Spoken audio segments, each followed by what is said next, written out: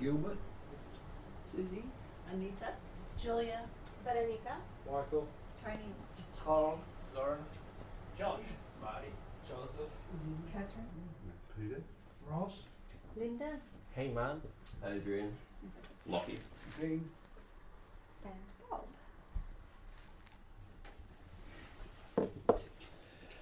Well, hi everyone. Morning. Morning. You all got an idea what it's all about? We're told in the ancient text Advaita,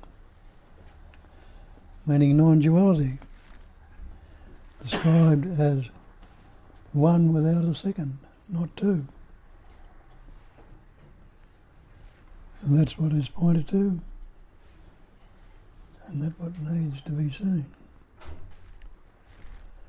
It's a singularity, and very simple. Now, if it's recognised here, it must be recognised there also. Because when you look into it, is there really anything other than this one essence, one life? If there was more than one life, how could you know anything about any other? If it's only that, that's how they describe it. Now, some of these texts have been around for thousands of years, where people have grasped it and understood it and passed it on, and they all point out it's single and very simple. And the seeming simplicity of it is missed, because we got this concept, this strong concept, that I am. And that's all right too, if you know what that really represents. It doesn't represent the person, this body-mind. It represents the absolute, the one without a second, the non-dual presence of awareness. Anyone unaware in this room right now? And you realise, no, I'm aware. When you look around it, it's pretty full. So there's a room full of awareness. Who thinks they're going to find something other than what is right now? You realise, of course, I am not unaware, so I must be aware. What is this awareness? Well, isn't it basically knowing and being? Is how they describe it. Being, knowing, and loving to be. Any zombies in this room?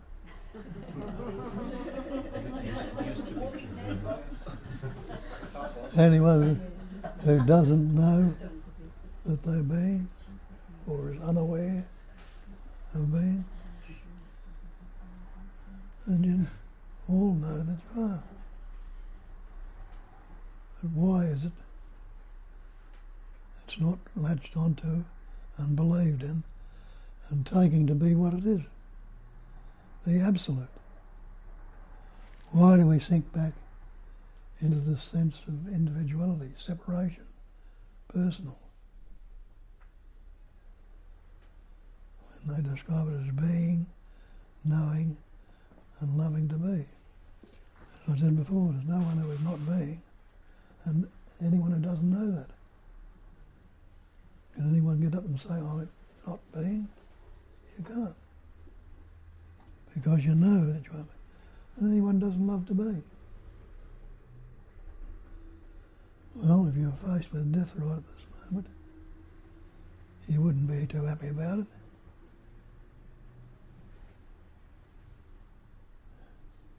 So, I fully what you actually are. You are that. And that's what they tell you again. There is only that. Only. Nothing other than that. And don't you know that?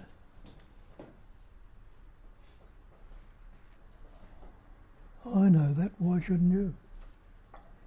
No great big deal.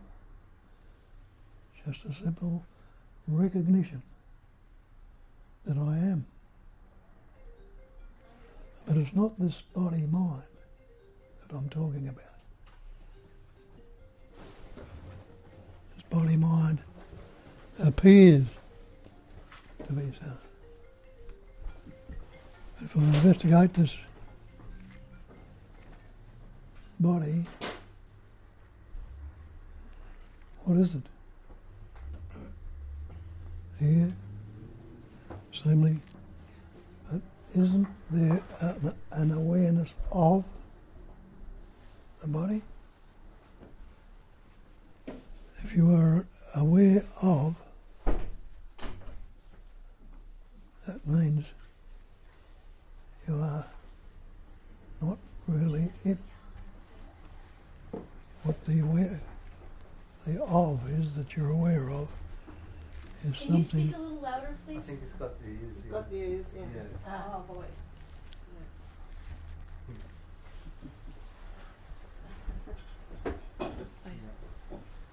Open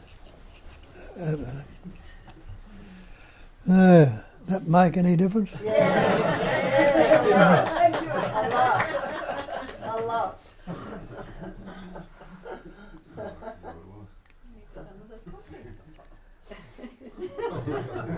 You got another coffee. Oh, beautiful. Right. But did anybody have to start hearing? Or was the hearing there naturally also? Inevitably. Anyone need to start breathing? Or seeing? Tasting, touching, smelling? Or hasn't that been with you, or you with that all the time? Because isn't there the hearing first, then you say, I hear? Isn't there the seeing first, then you say, I see? I think. But the actual functioning is ever fresh, it's ever present, it's ever aware, pure knowing. So being is knowing, and knowing is being. So they're not divided after all.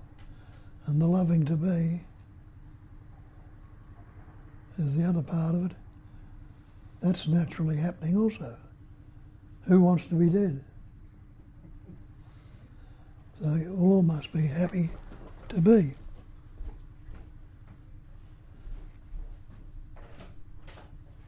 So a little bit of investigation, the recognition must be there that I am that. Just the same as it is here. There is a being and a knowing of that which I am. And that I amness is the sense of presence, the awareness of being present.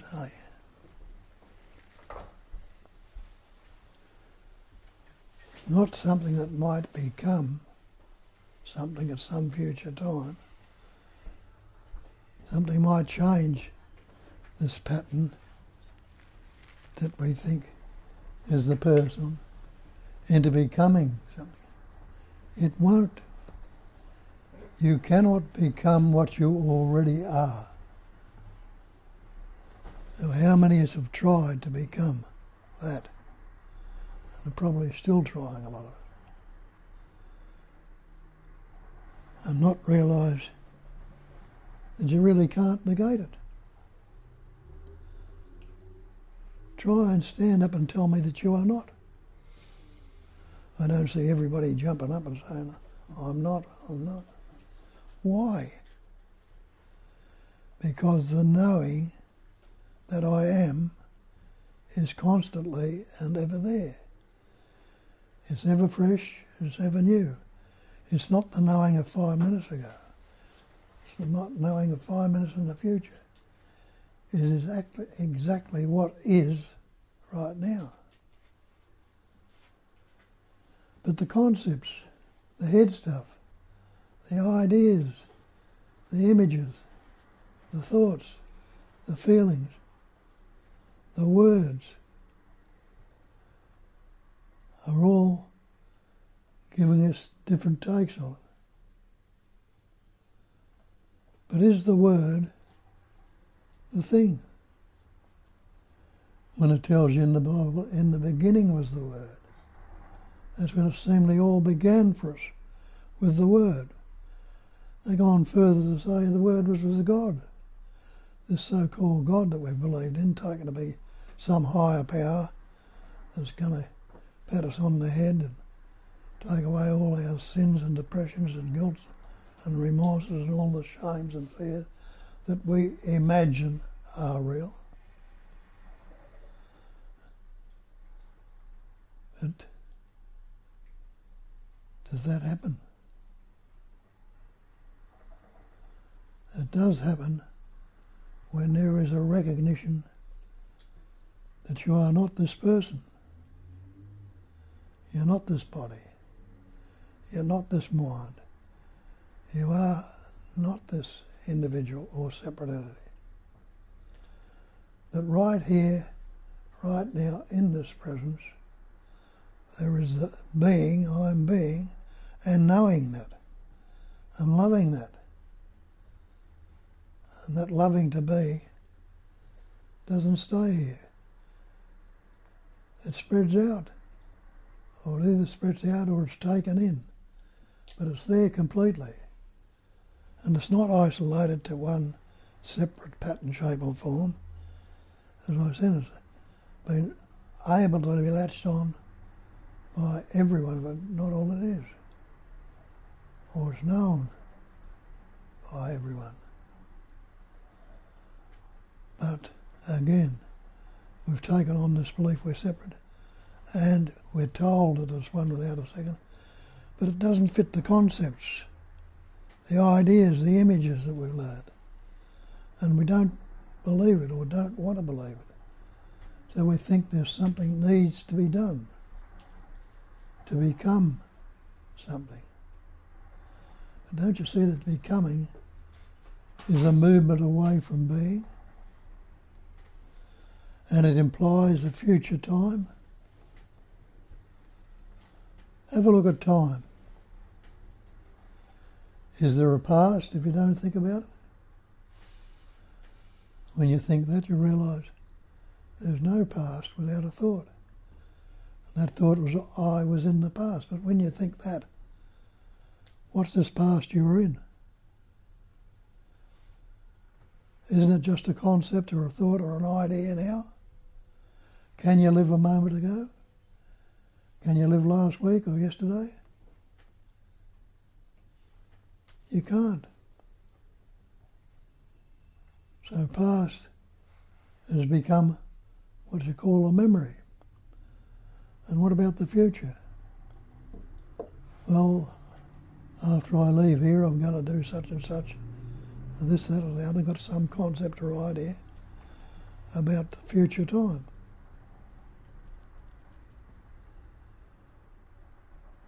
What's the future? And can I live in the future? I can't. But I can anticipate what I think I'm going to do in the future. I can imagine, create mental images or thoughts and anticipation about it. But it's not the actual.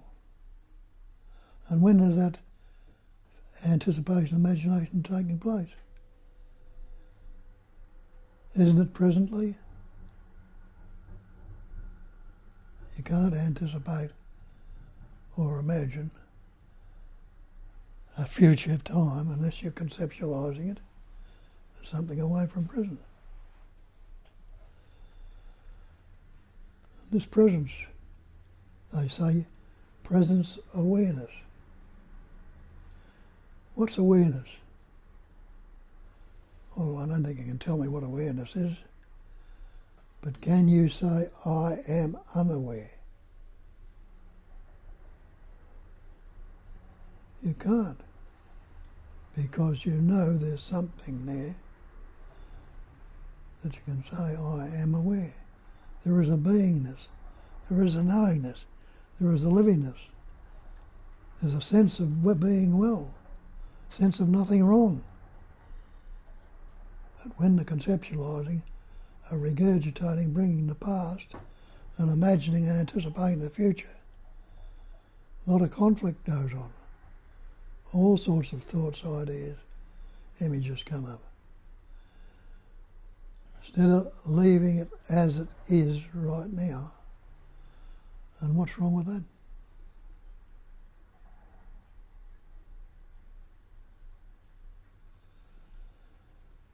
I think of that and pause a moment. There's no great argument or concept or idea going on. There's just the pure beingness, the pure knowingness, and the pure awareness.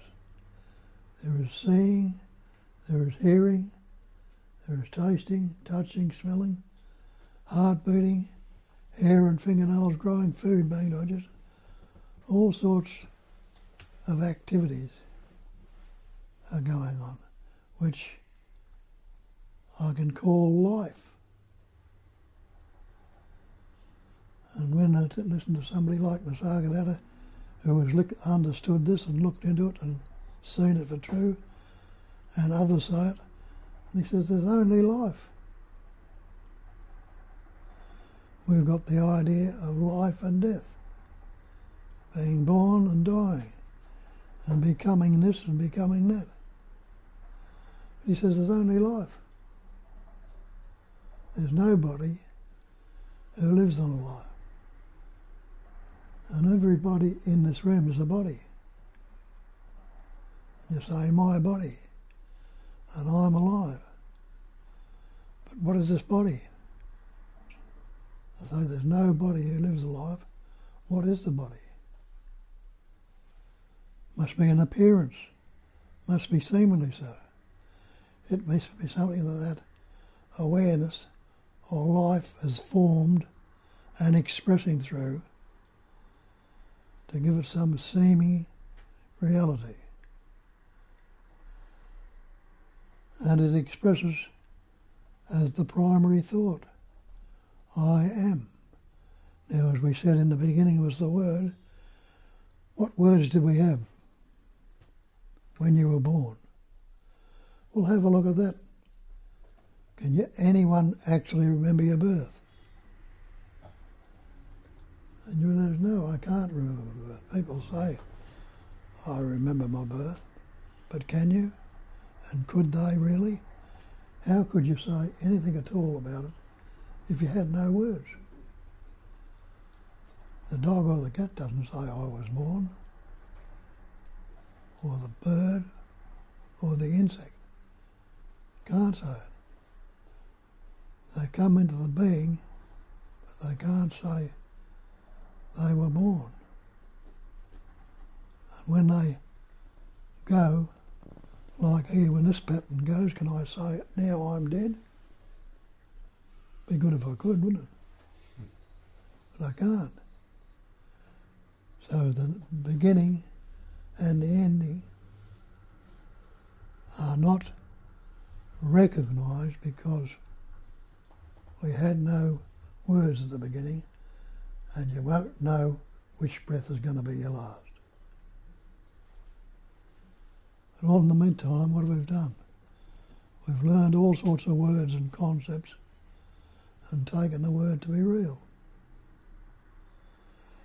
Nisargadatta tells you again, he says, nothing can trouble you excepting your own imagination.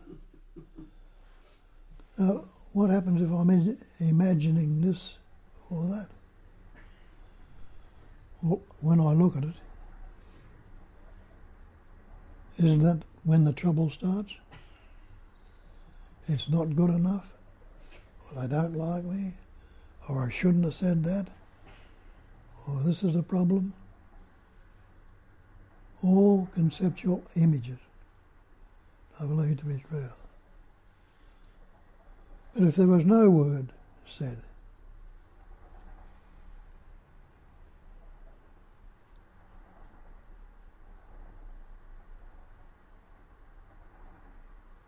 I'm not thinking anything, I'm not saying anything. Now again I'm started again. But I'm sitting here, breathing was going on, heart was beating, the livingness was going on, but there was no word or concept interfering with it or causing any chaos or any upheavals at all.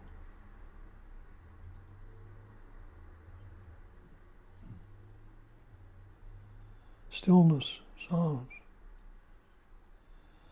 And Nisargadatta tells you, my silence sings. In that silence, there is a singing, if you like. My emptiness is full. So silence, stillness, and emptiness are not a vacuum or a void. The singing streams that live in your memory, the singing sounds of silence. And they wrote songs about that, the sound of silence. Emptiness is full. Although I'm not thinking of it, there is the basic seeing of everything that's in this room. Can't say it's not there. Haven't put any labels on it, but it's full. The room is empty. It's space like awareness. All these things in it. So can these things appearing in it be anything other than the emptiness?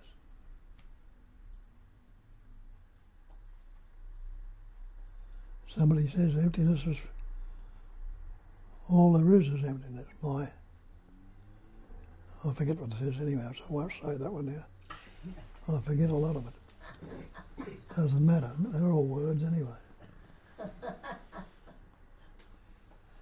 And have a look at the word. Is the word the thing? You investigate, you see the word water, you can't drink it. The word fire doesn't burn your mouth. The word me is not what you really are. The word I, again, is not what you are. All these words are not what they seem to be. The sense of presence, the awareness of being, translates as the thought I am. Now that would be true if you really looked into it and saw it. But when we say I am, it's I am Bill or I am Bob or I am Mary or whatever your name might be. You don't see it for what it really means. It means that sense of presence, that knowing, that beingness, that I am. I am that. And that's what's told clearly in the scriptures too. If you've ever looked into any of the scriptures at all, you must have seen it.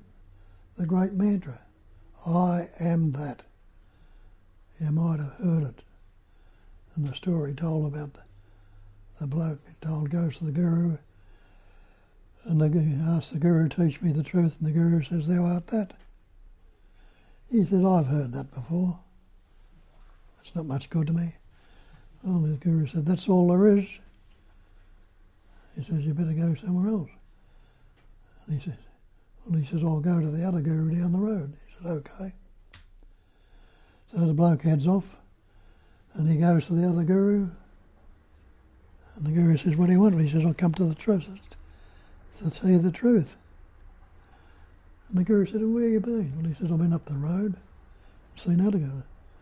Well, this guru knew the other guru knew what he was talking about. He says, well, I'll teach you truth, but you'll have to serve me for 12 years. And he says, good, anything at all for that. I'm after that. I need it.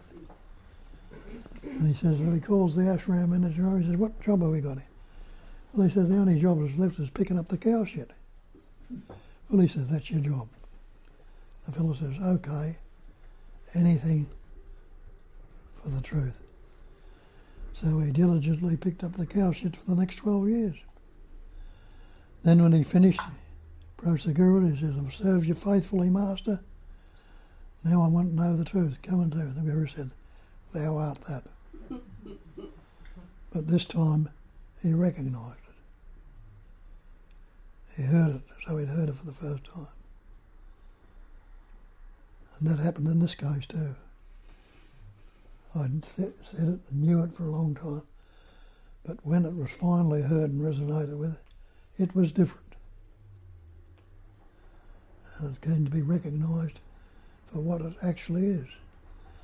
Innately, everyone knows that, don't you? Because you'll say, that's the chair I'm sitting in. That's the room the chair's in. That's the space in the room. That's the tree outside. That's the car going by. That's the flower. You see that everything is that already. Already that. But we put other names and labels on to discriminate it. But when the scriptures now, you read them again and they tell you there is only that. That is all that there ever is. Then the next time you hear it, it might resonate. You might see it for what it is. Yes, that is exactly so. That is what is. Not what was or what will be, but what is right now. What is means it's immediate, it's this life essence. It's only that. And as this one without a second, can there be anything other than that? Well, I say I am. Well, that I am that I'm putting on can only be that. Not I am this person, I am this body, I am this mind.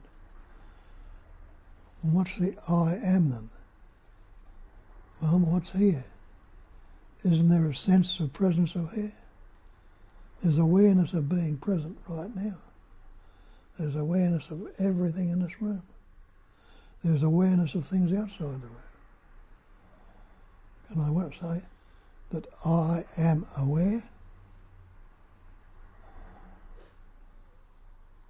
I can't because I've got no name for it. But there is a knowing that I am. So when they call it being, knowing, and loving to be, they're explaining it again. In telling you what you are. You are that being, and you are knowing that being, and you're loving to be. Already. When did it change? When did it begin? When you look at it and remind yourself, hasn't it always ever been as far back as can be remembered or recalled? Can you say anything about being born? No, because you can't remember it. So you don't know what was before that. But you realise through seeing others now that you were forming in the womb. Life was living on life. And out of life, more life was coming. As Nisargadatta says, life lives on life. And out of life, more life comes. So when does that life begin? When does it cease? You can put a story on it, like they do in the scriptures. Adam and Eve were the first people who were born. Yeah? What were they born from? How did they come about? just a story. But they were in paradise. They weren't living from the concepts and ideas like we are. Everything was paradise, heaven, going well. But then they did what I quoted in the Bible before. In the beginning for them was they learnt words. They ate of the tree of knowledge, of good and evil. Learnt words, in other words, that's really. And then they're kicked out of paradise. And then we've been seeking it ever since to get back in. Not realising that you were never kicked out, you never left it. You've only taken erroneous belief that you are this concept, conceptual image. You are this person. And when you look at that, where does it come from? Persona, the mask. The mask obscures your features if you've got a mask on your face. And that's what these concepts do. They obscure your reality, your true nature, because they're believed in. Look at that word belief, one of the words we've learned. You see, the belief's not the actual. It's not the real. Look at the definition of belief. An unquestioned acceptance of something in the absence of reason. In the absence of reason. And isn't that true? When you were called Little Johnny or Little Jane or Billy, did you question it? No. You immediately took it as real. I am Little Johnny or Little Jane. And reinforced it by the people around you, going to school and learning more words. Never once questioned it and looked into it. And so it became the real, and living it. And with it came all the conflicts and afflictions that the believed in separate entity can make up with thoughts, words, concepts and ideas. I'm not good enough. I'm fearful. After all, I'm only human. I don't like it. They hate me. I'm fearful.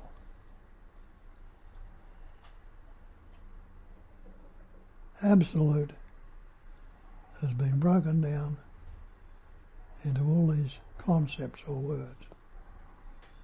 And we've investigated words and see the word's not the thing. The word water, you can't drink it. The word fire, you can't cook with it. The word body is not what you are. Have a look. What's this body made up of? Elements, air, earth, fire, water, space. You don't have to be a Rhodes Scholar or a science to work that out. They point it out in science and all things. And you see it. The body's made up of elements. And you also realise, from what we understand in this day and age, we mightn't have understood years ago, that these elements can be broken down into subatomic particles, into pure energy.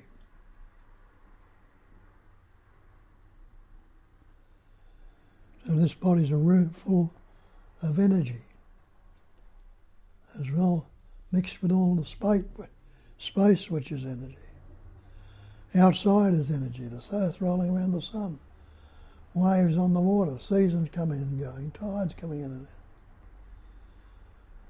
All vibrating energy, and it's vibrating intelligently. It's not a haphazard, accidental, patterning, shaping function. Look at it. Look at the beauty in the flowers, the trees, you and me and every other. Everything. You can see it implies it's suffused with intelligence to shape and form. But it needs a pattern to express through. As that pure awareness, it cannot express anything. So it forms the body, mind, to express through. And the body mind is not what you actually are. But you are the life that's living it, forming it, patterning, shaping it. Take that stance. I am the life. I am the absolute. What can be added to the absolute? Not a thing. It wouldn't be absolute. What can be taken away from it? Nothing, because it wouldn't be absolute. So if it's absolute, nothing can be added to, nothing can be taken away, and I must be that. What the hell am I seeking? What would I want? Why not try living as that, an expression of that? I know who I am, or what I am, or how I am, or when I am. Let it do what it does. And that's pretty hard to let go of the old habits that have been formed over the years and believed in. But it can be done. And once you get the taste of it and start looking at it, it follows on, it naturally becomes easier. And then all of a sudden you realise, well, it's there, I am that. Thoughts might come up, but they won't be the problem they were before. They can be handled, they can be useful and utilised, but they won't be beating me up. Life becomes easier and effortlessly. And it's not going to last forever. It doesn't have to. It'll change, because that's what it is. It's changing. It's transient. It's constantly changing. But every change is into something fresh and new.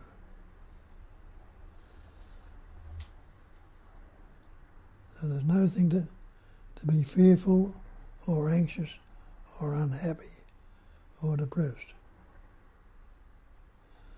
Leave it as it is. So that's it, away you go, get into it.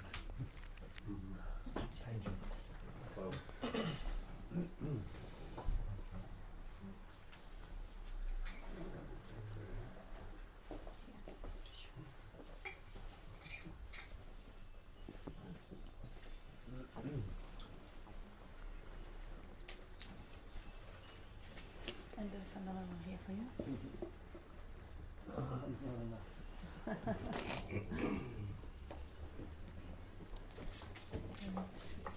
We don't really have questions from our online community. We have a couple of welcoming messages and no questions. So the mic is going up to you guys to keep us going. So this is about sharing, asking questions, telling us what you heard, what resonates. That actually helps. You know, even if you just put in your own words what you heard of Bob saying, what actually made you, I heard the background laughter, what brings the response, that's the natural resonation. It really is not necessary to understand every single analogy or pointer, because they all point into the same place, beyond the mind. So one, actually resonating with one pointer is enough. That one pointer, when you really kind of take it to the heart, that's it. That's really it. So it is, every pointer is pointing beyond the thinking. It can't be grasped or understood by thinking. It is not the metaphor. It is not the analogy. We call it space, or we call it awareness, or we call it I am, or we call it God, or we call it love. Neither of those labels are it. Intelligence, energy, great label that Bob uses. Neither of the labels is ever it, and yet there is undeniability of existence. That, as Tony says, there is not void. I got that from Bob, but yeah. Yeah, It's yeah. the only one that Yeah, and it's brilliant. It's not void. There is existence, or there is no void. There is undeniability of that presence, which you can call whatever. And this is really it. Besides that, there is abstractions. There are clouds. There are things that take attention away from that undeniability of thatness. And those are things that we look at and discard. If you answer the question, what's wrong with right now, if I don't think about it, and you realize there is nothing wrong, that is it. That's probably one of the best descriptions of natural state that has, at least that I've ever heard of. Nothing is wrong. Nisargadatta would say, nothing is wrong anymore. There's nothing wrong. There is no one who objects to the reality. Even if there is a pain or even if there is a rain, there is nothing wrong, because there is no imagined self that has the idea that life should be different than it is. So nothing is wrong regardless of circumstances. And if there is an idea that something is wrong, yeah, we can look at that idea. What is it? It's an idea, right? It's just an idea. So why bother? Just relaxing back with the natural state, with that mystery, with that magic, with that incredible miracle of no void, of experiencing, rather than bothering with the cloud on the sky, idea, one or the other. Anyone would like to start and share or ask? I start? Yeah, hang on. Thank you, Dean, and Kat, and Bob, of course. I'm very happy to be here, and every Sunday, every Zoom meeting, I'm more and more happy and prefer to be in this community. And this is my start, so I hope things come up in people. I mean, energetically down and flat is not. It doesn't mean that I'm lazy or other people are lazy due to practicing, inquiring themselves. It is simply how life intelligence energy works, and I'm attempting to come out of the flatness, but still more things has to be done.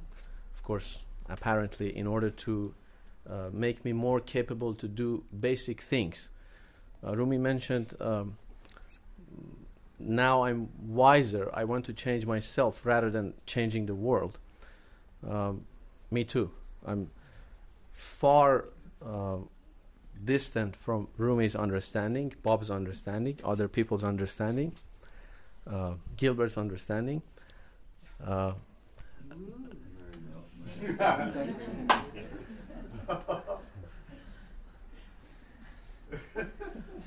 And here we are.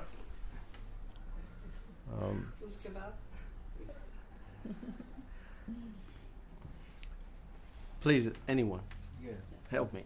I mean, Thank you. anyway. It was just something really simple I wanted to say. The real miracle is that we have nearly 30 people, all with a similar intention, in such a small space. Well done, everybody. Well done. The organisational skills are phenomenal. Yeah. Thank you. Yeah, in the appearance there's distance, there's here and there, and the idea of I'm not there yet. But there doesn't exist, because, over there, if I walk over there, it's going to be here, isn't it? So you can't actually get out of the here. So even if in my mind I think I'm going off into some dream or some expected destination, I can't get out of the immediacy, because the immediacy is the life, eternal life, really. There's no time for life. Where does life come from? Mm-hmm. Where did life begin? Science said, well, it was a big bang. And they've got a telescope up there that's trying to find it, looking back in time. But the only time there is now. The immediacy. And time itself is a concept. And we can imagine time, and we can seemingly see space. But can we see space? we see volume. The volume of this room is in space. But the eye is appearing in space. And the first thing you see is space. So,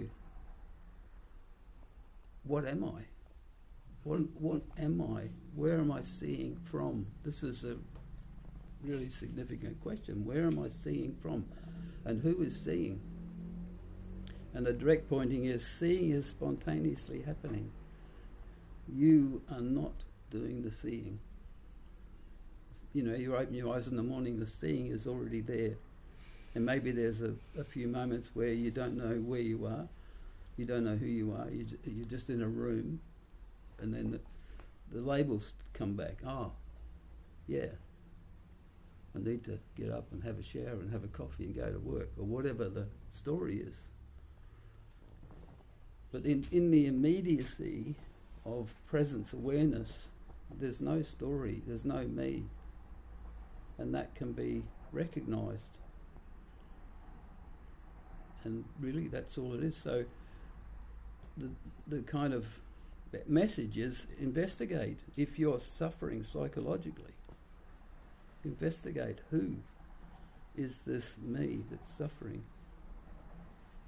And inevitably, if you really look, you can't find a me, because science will tell you there's no static point anywhere in the universe. It's all a movement, a flux of change, constant change. But the constant change is appearing on that which doesn't change. So the noumenon is not manifest.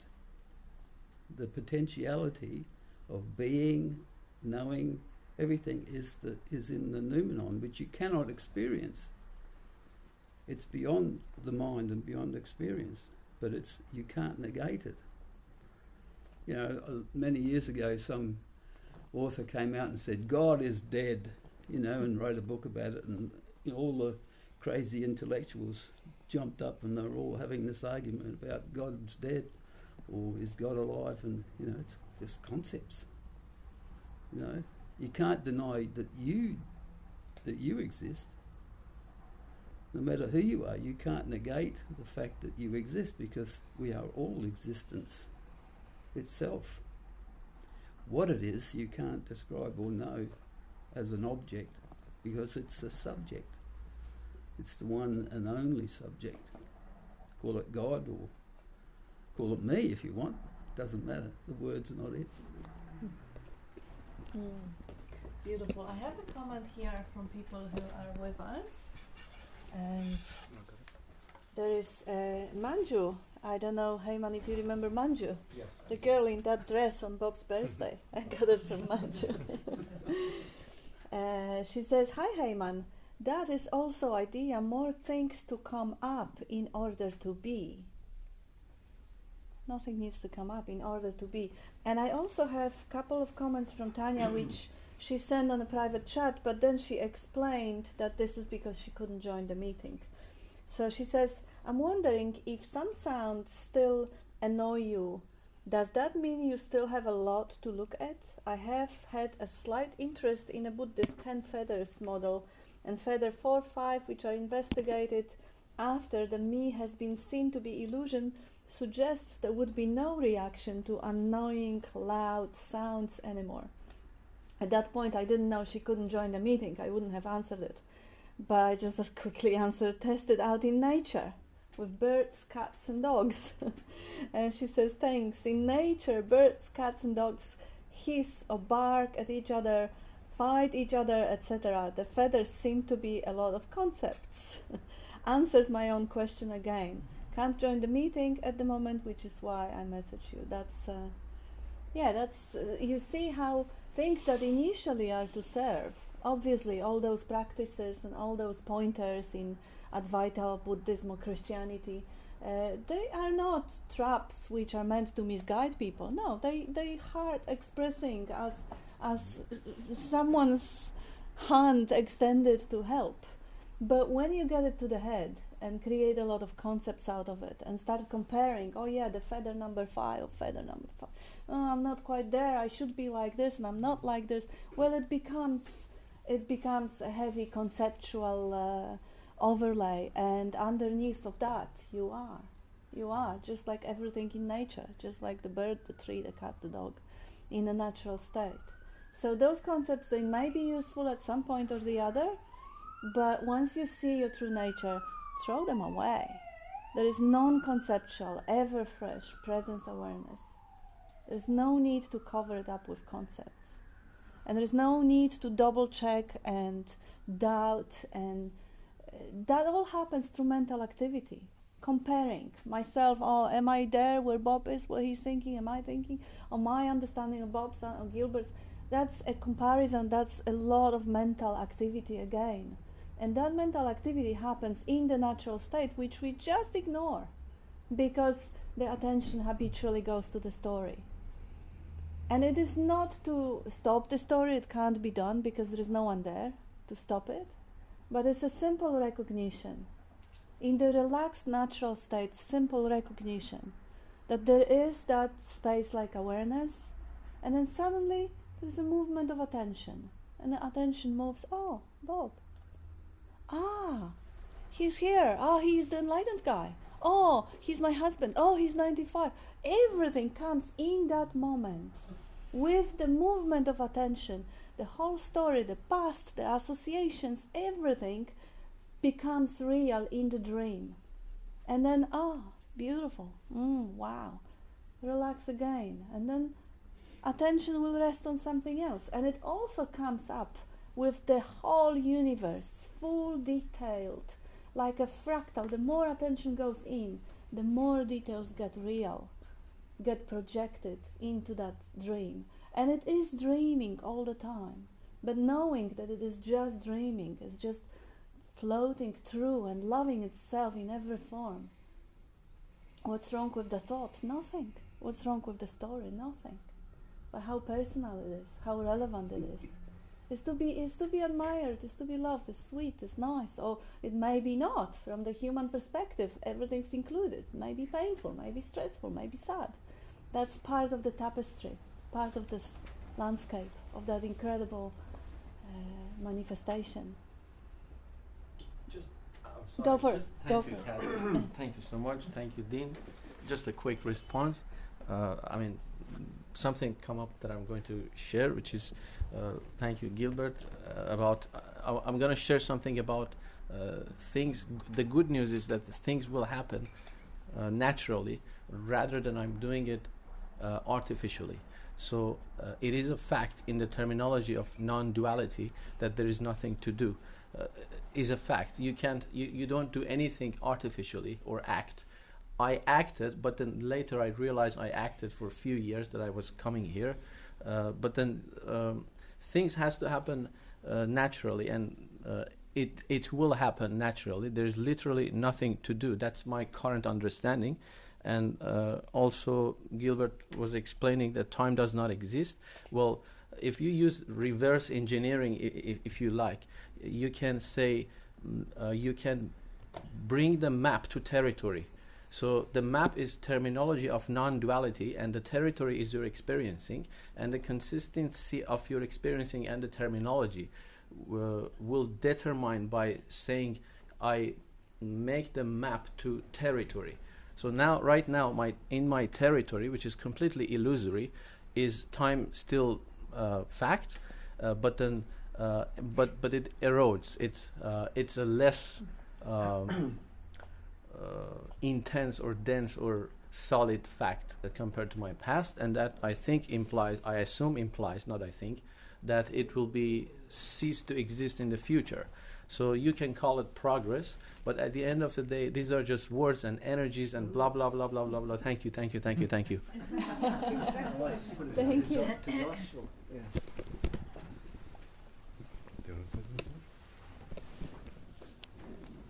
Or yeah, there is only now.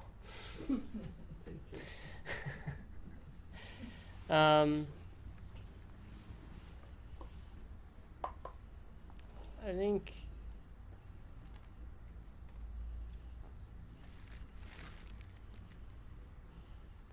in the awareness of the life energy, vibrancy, whatever's going on, sensations or experiences, can't seem to prove that is not all there is. that everything is, it's already that. And that's brilliant. It's lovely. Yeah. What's up, everyone? I just wanted to... I had an epiphany, a long time ago. And I forgot the epiphany. I was like, damn, that was a really good epiphany. Fucking forgot the thing. And then randomly this morning it came back to me. And so I wanted to share it. So there's a point there in my story where I was an athlete. I was a rower. And my goal was to go to the Olympics and try and win a gold. And I thought that if I did that, that would be what would make me happy or content or full. And, it's pretty stupid when I think about it now, because it's like, I would have got there. It would have been, however many seconds with a medal around my neck, and then, my other foot steps in front of the other straight after that. So to think that, to believe that chasing that goal or idea was going to bring me fullness was stupid. And then the epiphany came, and I was like, well, where am I when I do get that medal? And it goes back to what Gilbert was just saying, is I'm here. And so, I realised that all I really want is just to be here. It's not actually the medal, it's just that idea ends up ending when I get the medal. And where am I? I'm here. So what is it that I really, really want? It's not really the medal. It's not to go to the Olympics. It's just to be here. And I don't have to fucking go to the Olympics to be here, because I'm already here, which I realised, and I was like, fuck, that's stupid. Like, so stupid. Why would I try and get the thing that I want in such a ridiculous way when it's already here right now? And and then you take that to everything. Someone wants a car, someone wants to make money, someone wants to become a billionaire. Or when they get those things, where will they be? They'll be here. So what is it that they really want? They just want to be here. So just the absence of thought, literally simply being here.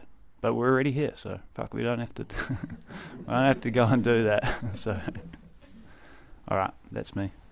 Beautiful.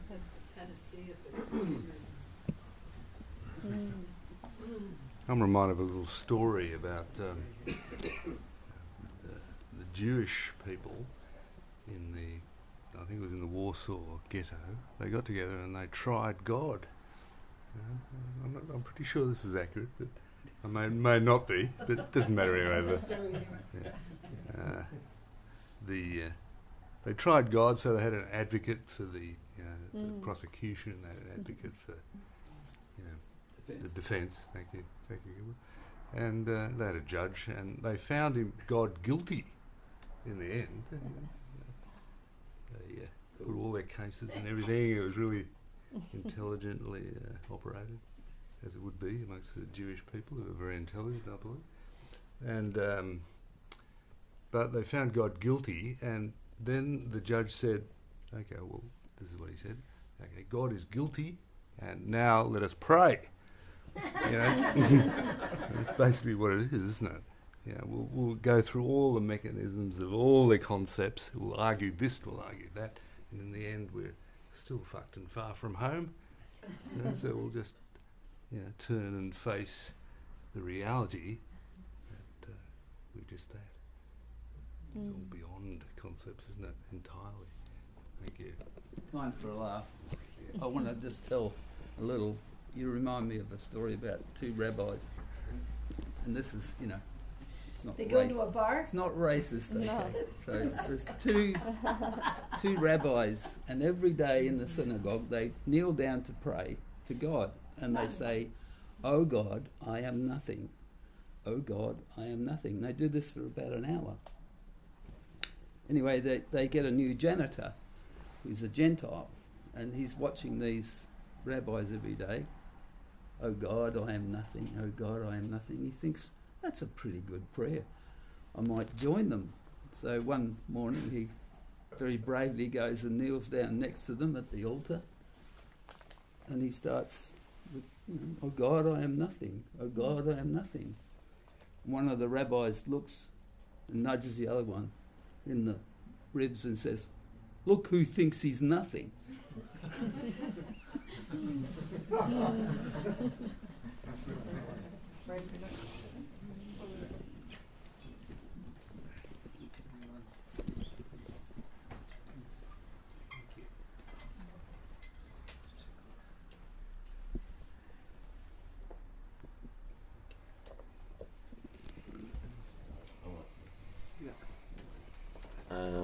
Thanks again, Bob. Amazing, beautiful, and everyone that's spoken. What's occurred to me, and I think Gilbert sort of said it, and what really resonated with me was simply the immediacy of everything, like just how immediate is this energetic resonance, vibrating with no thoughts and no ideas prior to something coming up and out of that space, and creating the separation. But you know, there has been for this over here, there's been a lot of mud that has come to the surface over the journey, and it's when that mud is taken to be me and my story, and I'm in it again, and that's all okay too, to be if it's dragged into that. Suddenly that's an appearance there, and what is happening underneath is just happening anyway, whether the me likes it or not. It feels like this is just unfolding. Whether it's arguing with what's happening or not, it's just going to unfold that way anyway. And that's where the resistance and the pain is, and taking the mud to be what I am. So it's like we're taking ourselves to be the map and not be the territory. We're thinking we're all the instructions and all the directions and this way, that way. So I think it's just... I like to just keep fronting up to this thing, and over time the truth hits more and more, and it burns up more of the mud, and it gets painful in there sometimes, but it's still part of the process. It feels like, not that there's a process, not that there's time, but we have to sort of refer to some of this unfolding as well, I think. So yeah, but I just want to thank Bob for his amazing service, and your amazing service, Kat, and for all your love and always being there when the mud's come through. So thank you. Thank you for your amazing sharing. Beautifully said. Yeah, beautifully said. I don't know if everyone's seen a lotus flower, but they're very, very beautiful flowers. And the thing about a lotus flower is that its roots go right down into the muck in the bottom of the pond, and it feeds from the muck. So it's a kind of a symbolism, you know, that we have to have that muck in a way, because it's the transformation of the unconscious bondage of self. When it's recognised or it's made conscious, and then it's let go of. Absolutely. If you don't let go of it, it recycles back into the mud. And the other one of Ramana Maharishi was about the two thorns. You get a thorn in your body and it's painful. You use another thorn to remove the thorn. And then he says you throw both of them away. You don't stick one in your pocket for later. You know, you don't become an expert at pulling thorns out. That's it.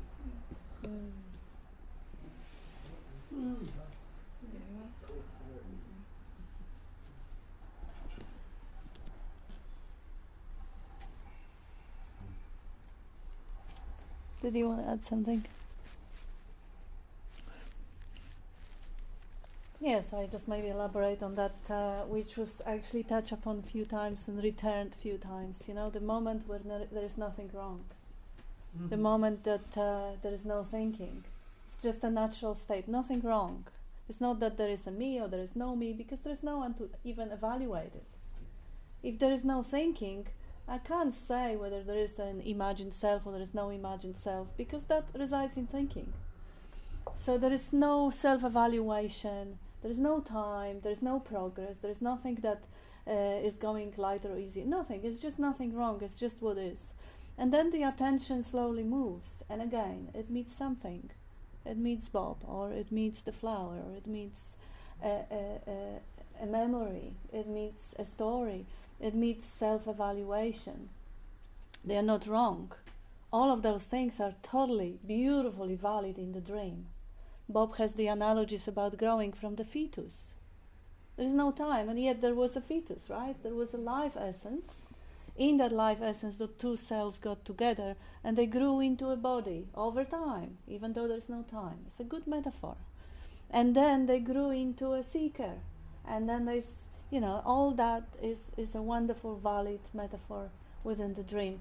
But you can see how even that piece of memory or that piece of pointing arises in the present moment with all its landscape. The whole world arises. The idea of the time, the idea of the fetus or the body or the cells or the seeking. The whole past arises in this moment. Within that arising, there is comparison that yes, it was so much worse 10 years ago, it's so much better right now. It is valid, but it is still a current arising where the attention is looking and is engaged with the landscape of a story. And that all happens on that basic screen where nothing is wrong anymore. And this is not wrong. This is not that attention shouldn't go and put a Netflix or listen to the music. This is just the nature of the appearance that everything flows and moves. It's just a realization, though, right now there is self-evaluation going on. Or right now there is Bob going on, or flower, or something that arises, which is also another face of the divine. This is also the way the absolute, the emptiness, turns into the form. The past, the thought, the story, the husband, all of it is the emptiness turning into form, dancing for itself. It is a pure perfection. But the moment attention exclusively engages with the dream, 100%, it becomes actualized. It becomes reality. It becomes solid, substantial. It feels like, you were so drawn to that Netflix TV show that you completely forgot that you are the one sitting and watching. The crying with the actors, that's a good movie, that's what it does. And there's nothing wrong in any of it. It's just a simple recognition whenever it is available that brings up that clarity from which whatever is happening, pleasant or painful, or happy or sad, becomes what it is, the story, the unfolding, the content, and not that basic screen from which it arises. You're suddenly more in touch with the essence or the heart than with the content. And the content is still appreciated. And content is still valid. But that's not the ultimate reality. Ultimate reality is that which doesn't change, which never changes, and is beyond description, and is undeniably here. It's always here, it's only here. And now. That's it. Thank you. For, sorry. You can speak. Everything you're explaining is like, and what's been pointed at is like being experienced. Like it's an experiencing, and during the week, this mud sort of seemed to come up, and it was like what Gilbert said. Like it's like got this pattern that wants to repeat for ever and ever and ever. Like it just until it's really, really recognised, and then it just completely dissolves. It's just amazing. And but coming here today, like I don't know what's happening really at all in any way, like, but somehow the mind flow is slowed, and in the slowing, it's just this the watching of attention. You don't know where attention is going to land or what it's doing, but in the slowing the mind flow, it's like it's empty. There is no time. It's all I can describe is just the experiencing, and it's like a sensation in the shoulder, or a tension of sunlight over there, but they're all happening right in this. You know, it's spontaneous. There's no story. The mind flow just slows, and I just really wanted to share that. I'm just very happy to be here, and I love you a lot, Bob. And you're fantastic. Like, there's something, I don't know, I'm not going to try and describe anything at all, but the presence, like, there's something that has just, like, so peaceful.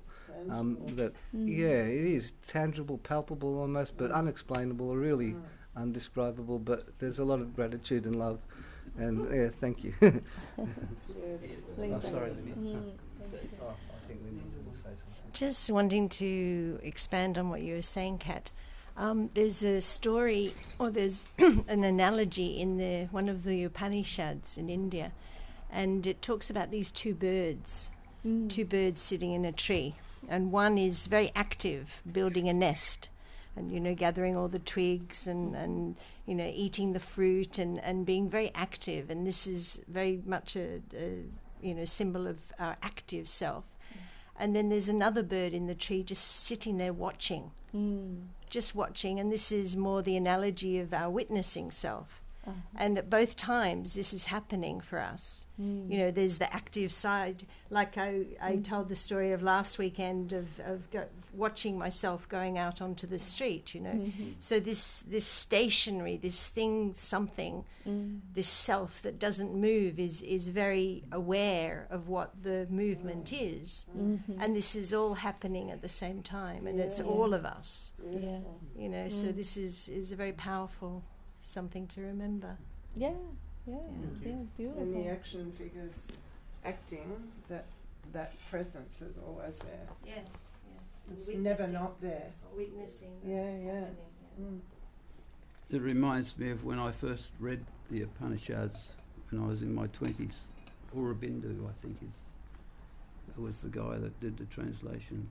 And the thing that struck me in the first few pages was it says avidya and vidya are the same.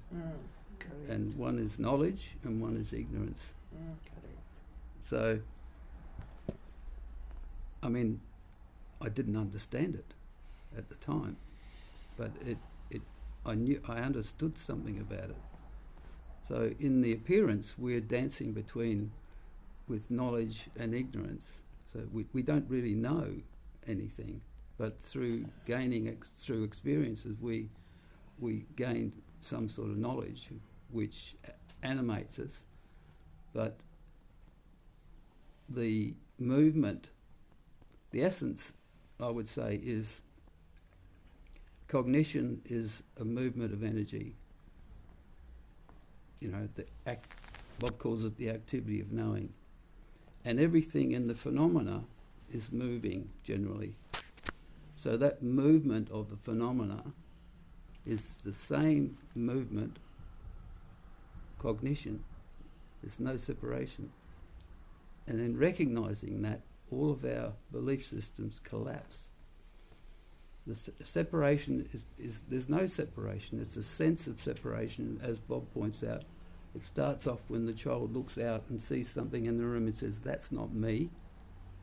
And there's a sense of vulnerability. And so from then on, there's a story added to this sense of separation, me, trying to make it solid and real, trying to protect it, because everything is not me, everything else is not me. And reality is I'm not me either.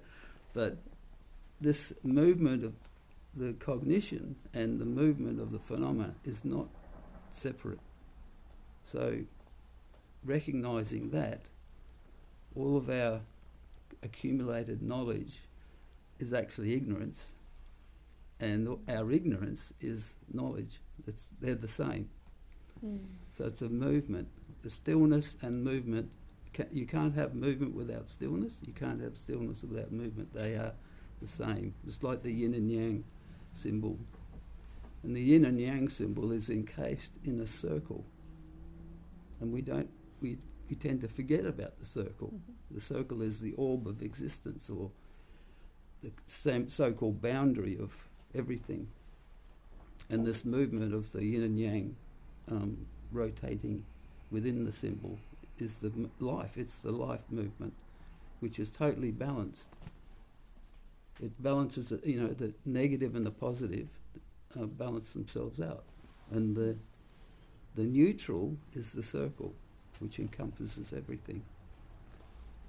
But there's too many concepts there, aren't there? I like what it says in I Am That. There's the noumenon and the phenomenon, and and the noumenon in its unicity can't know itself. Yeah, so that's why there's the phenomenon. Yeah, beautiful. I have a couple of comments here from the online community. And this is Jyoti. She was saying earlier that there's, I think someone was saying 30 people in the room. Susie. She says that it's another 24 online, up to 30 online. So Another second miracle. Yes.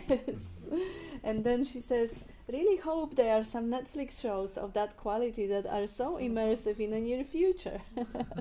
Yeah.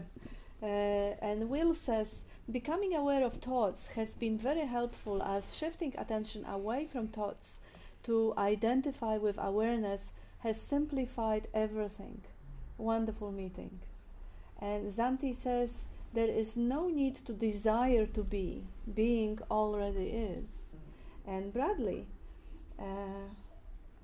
I'm sure there was somebody who brought the furniture into that room. Many bodies arrive in the room today.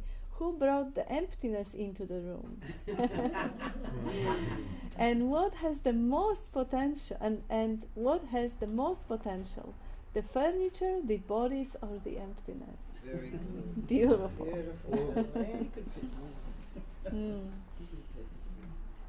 Yes, Adrian. Oh, I said one more thing. I think that word attention doesn't seem to get enough attention. It's like, okay, there's attention moving around, but what is that attention that's moving around? And that's the direct seeing. It's not my attention sort of thing, taken to be my attention moving. So that's, I think, is an important. That is absolutely crucial. Yes. Yeah, thank you. Attentive. 10 minutes to go. Gutsy.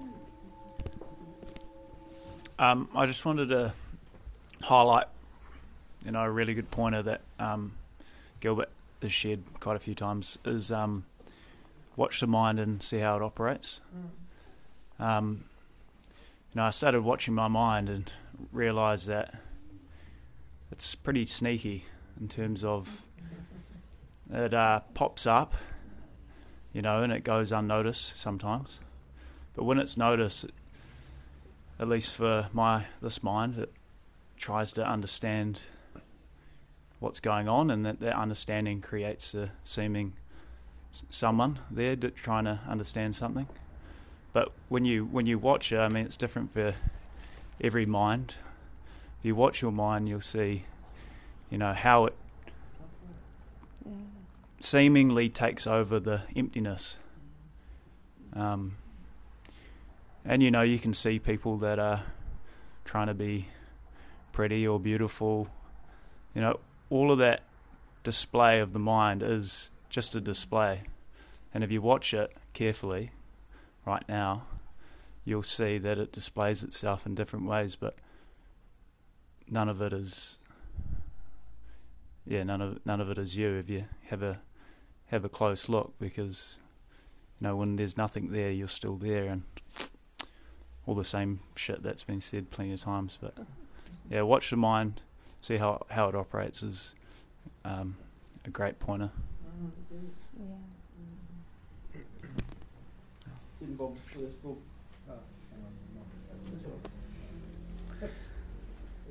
Yeah, it's interesting when Gilbert mentioned about the yin and yang and life and turning, and I just remembered when I was in school, it was, I don't know, 20, 30 years ago, we actually had the same topic in our history lesson of, I forgot what it's in English called, and we went through the different cultures in life, like cultures long time ago, and art and buildings and you know, and that always appeared that yin yang, or that life coming and going, the yeah, basically, it's just realizing now, then I hear it in different wording now 30 years later, and I never saw it that way it's been taught.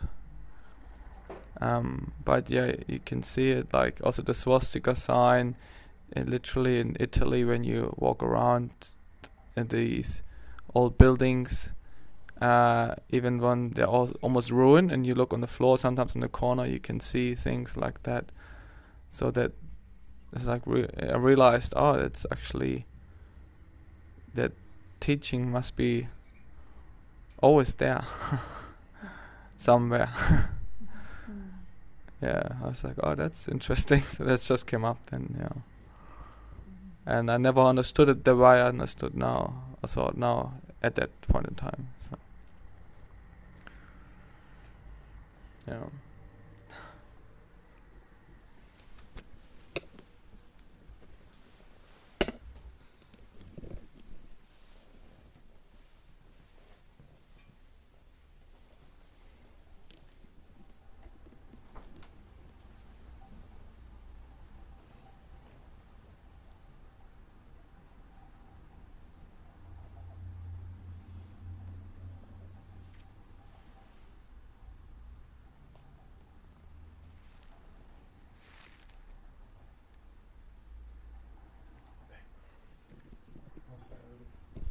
No one's got anything. Hello, family, everybody. Bob, Kat, thank you again. That's Mum. There's been a bit going on over here recently, but the mind wants to unpackage everything before time. But just a little sharing that's helped me. Regardless of what way you come into your truth, if you will, I just think it's very important, the attitude that you come into it with, no matter if it's inquiry or meditation or devotion or whatever it is. Just the attitude, just being open, I think is very important. A lot of times we don't notice it, but we bring a lot of baggage. It's very subtle. You think you may be getting it, or you think you may be as open as you possibly could be, but the mind is very sneaky, Marty. It wears very many different costumes along the way. Like Bob was saying, any movement of energy is pretty much a movement away from truth. So, that's all I've got at the moment. But just being open and not bringing anything to any investigation, just being as empty as you can, completely. And that's a concept which gets shown up over and over again. You get humbled over and over and over. But just stick with it. Just be as available as you can for this investigation to everyone who's still searching and going in. So, thank you.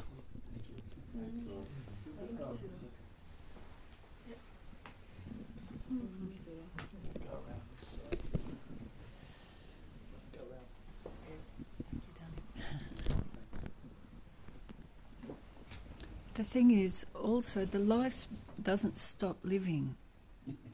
And experiences don't stop. The apparent experiences, and that includes smacking your finger with a hammer, having an accident, fighting with a loved one, somebody dying. So all of those things still occur, still have a direct experiencing of. And there'll be reactions to that, because that's just what it is. But there's a thing about the identifying who's having those experiences. That's, I think, for me, where the difference became. And also that the suffering around those things drops a lot quicker. It doesn't get held and it doesn't get a story building up around it. But those things still occur, and they will occur. Yeah. And also when those things occur, there's no repression. Yes, that's right. There's no repression. Yeah. It just comes up and dissipates, comes up and dissipates. Yeah. So, what the truth is always simple. And what is common to all? What is the common thing that we all experience? Isn't it the unknown becomes known, and then it returns to the unknown? Mm-hmm. So things bubble up out of the unknown or the unconscious, as somebody says, or Jung. I think it was Jung or calls it the unconscious. Mm-hmm. Collective unconscious. Yeah, so things bubble up out of the unconscious, out of the unknown. They're known, and if you don't try and grasp some benefit from it, allow it to flow, then it's gone, it's released. So there's no bondage of self in that. That's right. There's no me in that. It's just, it's not even acceptance or rejection, it's just the flow of the river of life. So, and that's what's common to all, is this bubbling up of the unconscious is experienced, and then if you let it go, life flows much more smoothly. But if you've got a little me in there that's trying to, on a progressive path, a spiritual path, and trying to gather merits and credits, then it becomes very convoluted. And the truth is always simple, and and the bullshit is very complicated. Ah, there's the key. Lots of details and bullshit. That commonality is it's quite incredible, because you see that there's actually, it seems like there's not 30 minds here. There's one mind expressing in all these different ways, and so every time someone spoke of the mind, it was like is intimate to this, like the experience. It's not separate. Oh, your story. Oh, you're a bit more stuffed up than this one, and psychologically you got no. It's like although there are some exceptions.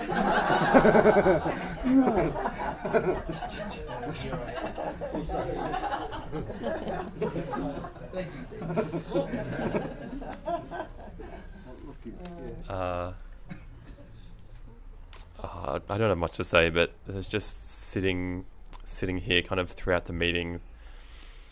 It's just more and more of this very simple, not exciting joy that I find not even coming up, but just being there.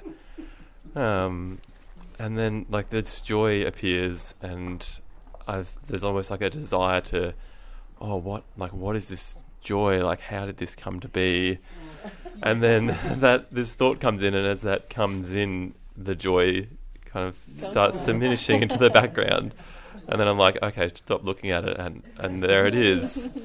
And then start trying to find out again and have some beautiful way to explain it. But it just is. The joy just is, and it's beautiful, and that's really, there's nothing else. I don't know what it is or how it is. It just is.